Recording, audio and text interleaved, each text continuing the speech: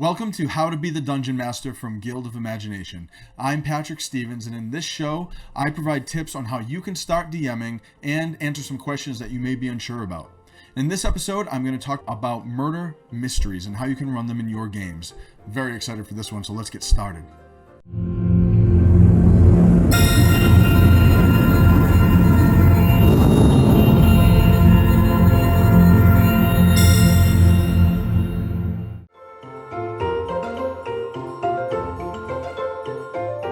The very first thing that we're going to talk about is the murder. Now for this, it might seem obvious, but you need to have a murder. And there's a few things that you need to think about in this section of planning your murder mystery.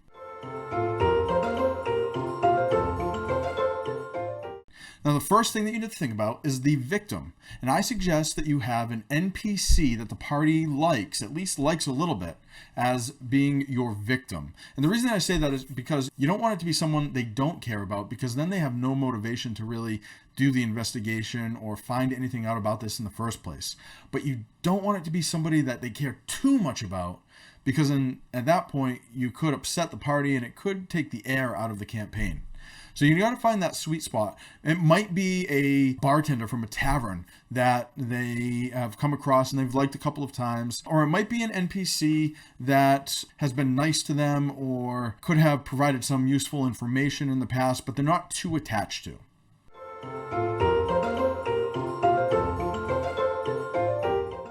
The second part of the murder is the murderer. Now there are so many options for the murderer. Literally, you can just start pouring through the monster manual or Van Richten's or Monsters of the Multiverse. Start going through them and start looking at different pieces of lore tied to monsters. Now you want to do this with the CR being level specific as best you can, but I really like shape-changing monsters when I'm running murder mysteries in Dungeons & Dragons. The reason I like that is because there's so much that you can do with them. There's oozes, there's even dragons, changelings, those kind of creatures that can change their shape and look like somebody else, because in that case, you're able to frame somebody as well in this murder mystery.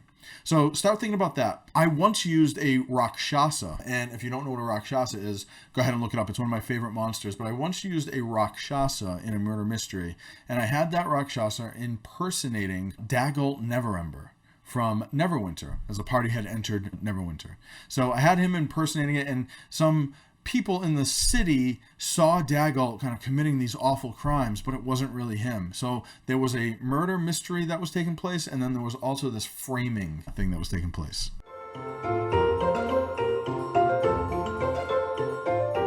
The last thing you got to think about for the murder is how the murder takes place. Now, we've talked about the shape changer and what that can entail, but there's also things like beholders or basilisk, and they could be disintegrating people or turning them into statues. So there's some fun story elements that can happen here while you're planning the murder mystery and once you start setting it into motion.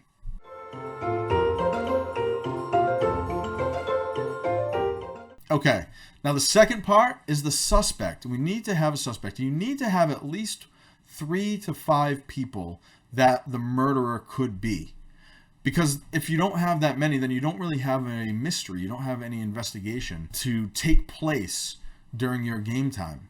Now, if you're going with the framing aspect, then there could be multiple murders that have taken place, and different people have seen maybe different party members committing these murders. It wasn't really them, it was the shape changer. But people in the village or in the city or in the tavern, wherever you are, have seen different party members doing this. So the party members also become the suspects in this scenario. If you have the murder take place in a tavern, then everybody in that tavern, when the lights go out and the murder happens, everybody becomes a suspect at that point. A fun scenario that I like to do in this case is that I like to have somebody find a note or a piece of parchment with incriminating evidence, and it's only signed with one letter, presumably the first letter of the killer's first name. And in this case, I have as many people as possible have that first letter in their name. Whatever you decide to do, you can try to think of fun NPCs that could be framed and what the repercussions of that framing could be. How does it make the life of the party harder? Maybe one of the suspects is a major quest giver for the party, and because they're being framed now, they're not able to get to the next part of their adventure, the next quest, and they have to solve this mystery before they can move on in the story. So start thinking about it like that.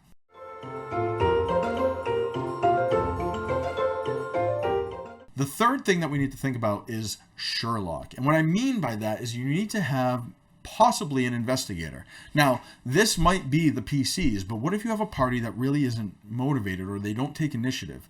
You got to have an NPC available, ready to go, that can step in and really provide motivation for the party to start asking questions and finding out who did what. The party might need a nudge. You don't have to use this character, but it's always fun to bring them in if you have them.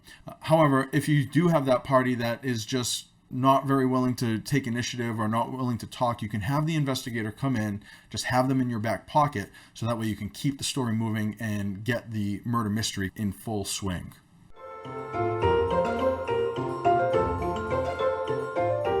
Next up, we have clues. And what I found is that one mistake that dungeon masters make, not just with murder mystery, but in general, is they don't give enough information to the players. You might be thinking, because you're in it, you're reading it, you've written it, you've prepped it, you might be thinking, I'm giving too much information, but I need you to take a step back for a second. Those people around the table, your players, they don't have the notes in front of them. They don't know what's going to happen. So if you're not giving them more information than you might think they need, then your story could really just stall right out. And usually that's what happens when people are like, oh, I tried puzzles, or I tried murder mysteries, or things like that, and my party just doesn't get it. Take a step back and think about it for a minute. They don't get it because you haven't given them enough information. So whatever your default is, where you're like, okay, I've given great information, give 10% more.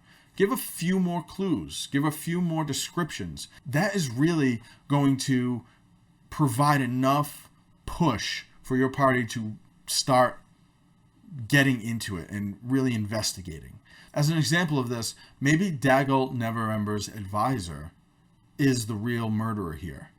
And as people are questioning, you could give just like a little, oh, the advisors like walking around and asking people questions, and that just because you mentioned them, that might seem like enough, but your party might need a little bit more. So you could say maybe the person with the highest passive perception notices that she walks by and she nervously tucks a coin into her pocket, and maybe that coin actually has something to do with the murder in this case. So just giving that little bit of extra detail there will definitely get the party to start go over and ask questions to the advisor and start thinking about, hey, what could this person have done and why did they do it?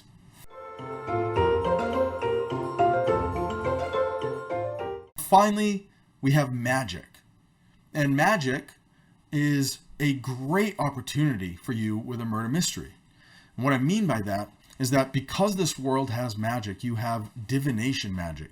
You have things like scrying, or you have locate object or locate creature. So you can really use this to your advantage. In the case of scrying, maybe that coin had something to do with the murder, or maybe the advisor took that coin off of the victim, and that coin belongs to somebody. With scrying, they could possibly say, show me who this coin belonged to, or show me the advisor who is holding this coin. And when they use the magic, maybe it puts them into a room with the advisor and their accomplice, and they're talking about it for 5 minutes. They think nobody's there because they're locked away in a room, but the party's listening in and hearing the advisor basically admit to the murder. So that's a great use of magic right there. Now, your party might not be high level enough to use a spell such as scrying, so make it available. Make those type of spells available to them for a fee, a small fee, something that they can afford in the town or the village or the city, wherever they are. Make it available to them so they can use divination magic or any kind of magic that can help them solve this puzzle, because that is just a cool way to use the world and use the mechanics and use the rules to solve a problem that they have, in this case, a murder mystery. You've got all the major sections of a murder mystery down. Go out and write your murder mystery. I think it's going to be great. You're going to have a lot of fun with it as well. If you enjoyed this video, please subscribe so you get more tips and how-tos from Guild of Imagination.